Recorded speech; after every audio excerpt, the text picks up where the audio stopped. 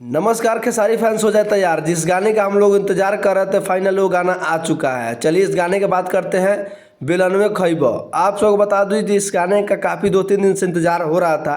Final वो घड़ी आ चुका है। हिट मशीन खेसारी लाल यादव का गाना आ गया है। आप सबके त्रिमूर्ति म्यूजिक वर्ल्ड के द्वारा पोस्टर को लॉन्च कर दिया गया है।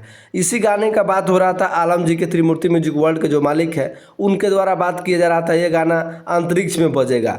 भाई साहब ये गाना आने वाला है बहुत बड़ा। आप लोग क्या कहेंगे? गाने का टाइटल देखकर आप लोग बता सकते हैं कि ये गाना क्या बजने वाला है कि नहीं बजने वाला है। ये अंतरिक्ष में बजने वाला है और कंट्रोवर्सी करवाने के लिए आलम जी कुछ भी करवा सकते हैं। तो बोल रहे थे खेसारी लाल यादव टीआरपी किंग है, तो पवन सिंह क्या है? तो समझिए कि एक टीआरपी कहाने के लिए और गाने को ट्रोल करके व्यूज बढ़ाने का तरीका है आलम जी का।